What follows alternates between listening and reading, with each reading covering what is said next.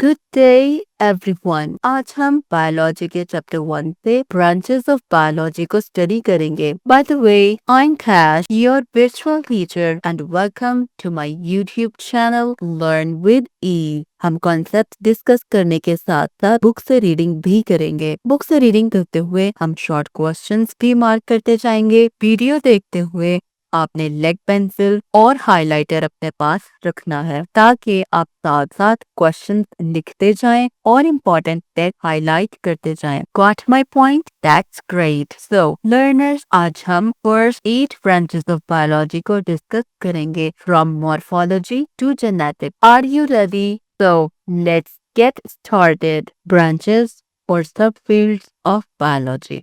Biology is divided into different branches to better understand the aspects of life. Biology को मुख्तलिफ branches में divide किया गया है ताकि जिंदगी के मुख्तलिफ पहलुओं को बहुत अच्छे से समझा जा सके। The first branch is morphology. Morphology is the study of the form and structure of organism. Morphology किसी भी organism की बाहरी साख्त और स्ट्रक्चर की स्टडी का नाम है। Morphology studies the outward appearance. Morphology सिर्फ और सिर्फ बाहर की appearance को स्टडी करती है, मतलब कि कोई organism की शेप कैसी है, उसका कलर कैसा है और उसका पैटर्न कैसा है। आपको स्क्रीन पर एक चीता दिखाई दे रहा है। Morphology में हम इस चीते की बनावट पे गौर करेंगे, इस बनावट को स्टडी करेंगे। हम देखेंगे चीते की 4 टांगे हैं, चीते की एक दुम है, चीते की स्किन पर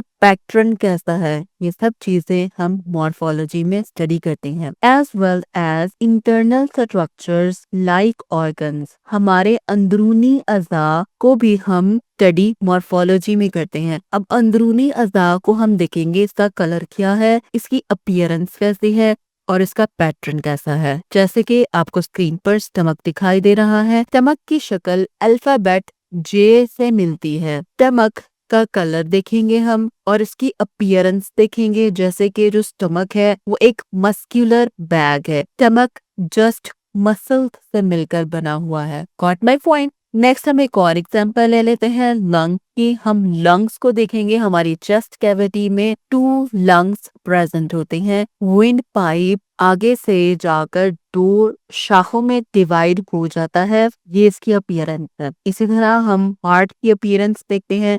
ये ब्लू स्ट्रक्चर वेन्स हैं, रेड स्ट्रक्चर आर्टरीज हैं और दिल के ऊपर भी कुछ वेन्स और आर्टरीज मौजूद हैं। Got my point? हम जस्ट इसकी बाहर से अपीयरेंस को स्टडी करेंगे। The next one is anatomy. Anatomy is the branch of biology that explores the internal physical structure of organisms, particularly humans. Anatomy को specifically humans के साथ रिलेट कर दिया गया है। Anatomy बायोलॉजी की वो ब्रांच है जिसमें हम internal physical structures को स्टडी करते हैं। जैसे कि लंग्स को हम देखेंगे। फिर से अगेन लंग्स की एग्जांपल ले लेते हैं। हम देखेंगे लंग्स में ट्रिकिया मौजूद है जिसे हम विंड पाइप कहते हैं। विंड पाइप फर्दर जाकर 2 ब्रोंकाई में डिवाइड हो जाता है। फिर ब्रोंकाई फर्दर ब्रोंक्यूल्स में डिवाइड हो जाते हैं एंड एट द एंड एल्ब्यूलाई पाए जाते हैं और एल्ब्यूलाई को कैपिलरीज ने कवर किया होता है। ये सारी बातें हमें एनाटॉमी से पता चलती हैं। हम लंग्स को डाइसेक्ट करेंगे और डाइसेक्ट करने के बाद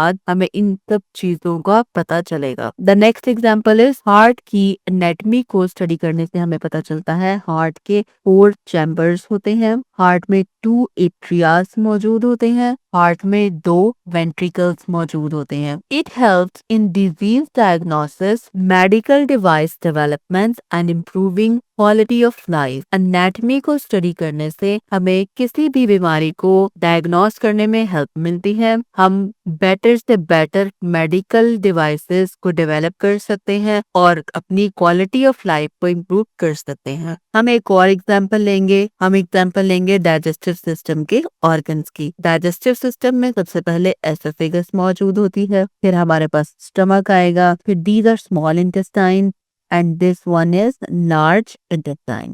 मोस्ट इम्पॉर्टेंट क्वेश्चन है, differentiate between morphology and anatomy. Morphology और एनाटॉमी में डिफरेंट बताएं। ये मोस्ट पॉपुलर क्वेश्चन है और स्टूडेंट्स मोस्टली इसमें कंफ्यूज हो जाते हैं। मॉर्फोलॉजी सिर्फ बाहरी अपीयरेंस है कि कोई चीज कैसे दिखती है, एनाटॉमी उसके डिटेलिंग है, क्या क्या मौजूद है और अंदर से ये कैसे दिखाई देते हैं। The next one is physiology. Physiology is the branch of biology that deals with the functioning of body part। Physiology biology की वो ब्रांच है जिसमें हम किसी भी बॉडी पार्ट की फंक्शनिंग को देखते हैं। स्क्रीन पर आपको एक हार्ट पंपिंग करता हुआ दिखाई दे रहा है।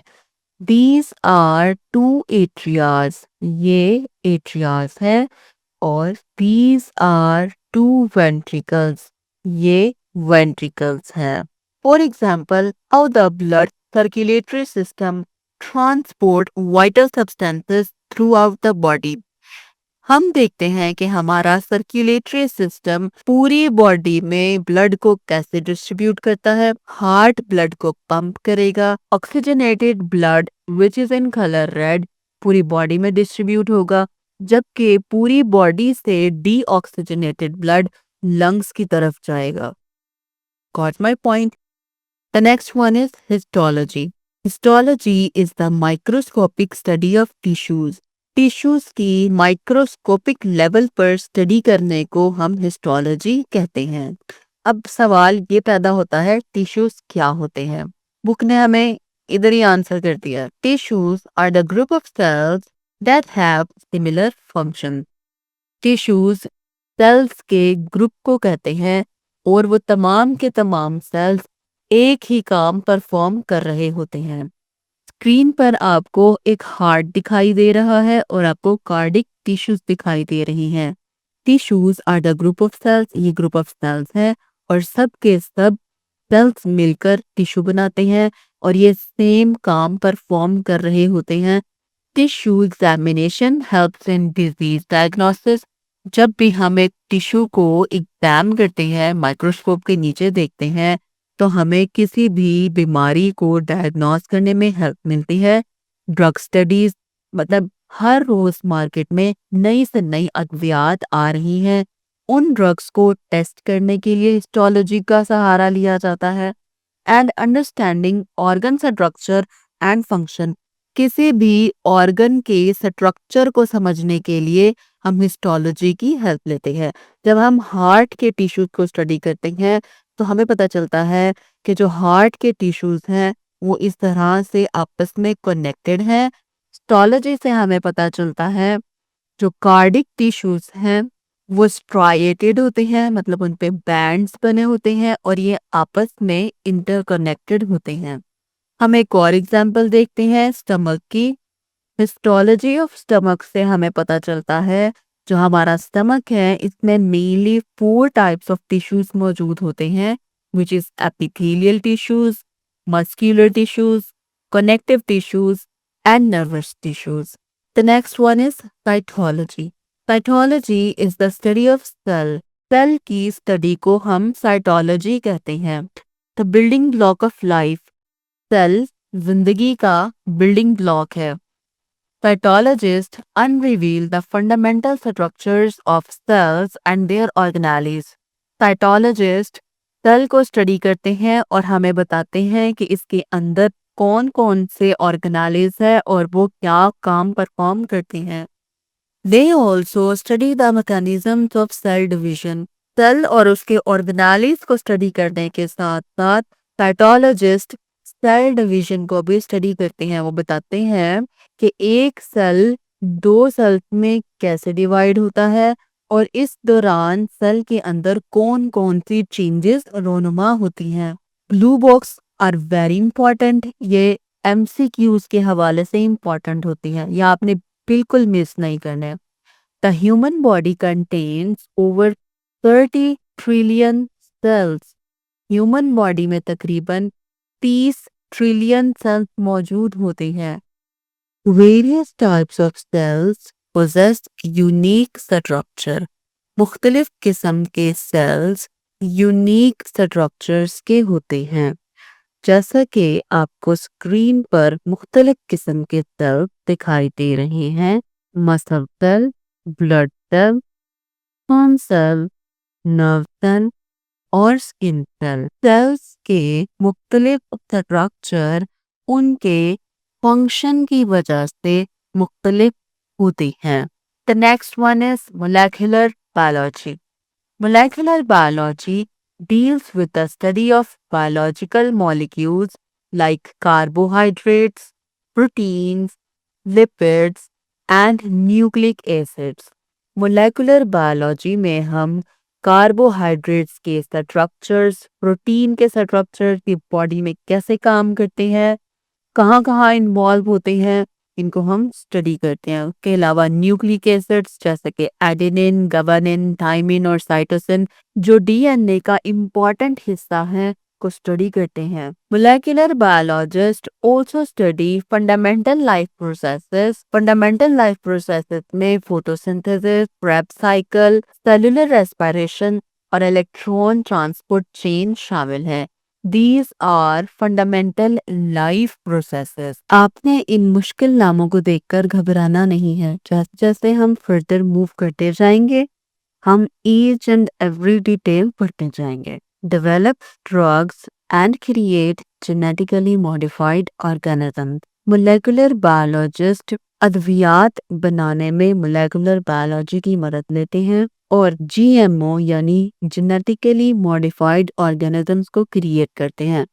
स्क्रीन पर आपको दो स्ट्रॉबेरीज दिखाई दे रही हैं। एक ऑर्गेनिक है, इसका साइज छोटा है, जबकि the big one is GMO genetically modified organism. Molecular biologist ने इस ऑर्गेनिक स्ट्रॉबेरी को जेनेटिकली मॉडिफाइड स्ट्रॉबेरी में कन्वर्ट किया है with the help of molecular biology. आप देख सकते हैं ऑर्गेनिक स्ट्रॉबेरी का साइज कितना छोटा है, जबकि जीएमओ स्ट्रॉबेरी साइज में काफी बड़ी है। The next one is embryology. Embryology is the study of the process of development of organism from fertilized egg.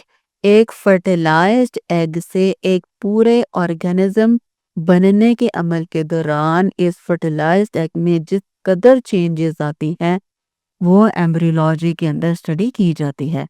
In this branch, scientists study tissue and organ formation. Embryology में scientist study करते हैं कि एक fertilised egg से tissues कैसे बनते हैं, organs कैसे बनते हैं और एक पूरा इंडिविजुअल कैसे बन जाता है। Identify birth defect. Embryologist birth defects को आइडेंटिफाई करते हैं। इन द वॉम्ब, बेबी पैदा होने से पहले ही वो बर्थ डिफेक्ट्स को आइडेंटिफाई कर लेते हैं। जैसे कि आपको इस पिक्चर में दिखाई दे रहा है क्लेफ्ट पैलेट, और इसमें जो बच्चे के पाँव हैं वो तिरछे हैं, नॉर्मल नहीं है। एंड डेवलप मेडिकल ट्रीटमेंट्स, और इन बर्थ डिफेक्ट को ठीक करने के लिए मेडिकल ट्रीटमेंट डेवलप करते हैं। The last one is genetics. Genetics is the branch of biology that deals with the study of transfer of characteristics from parents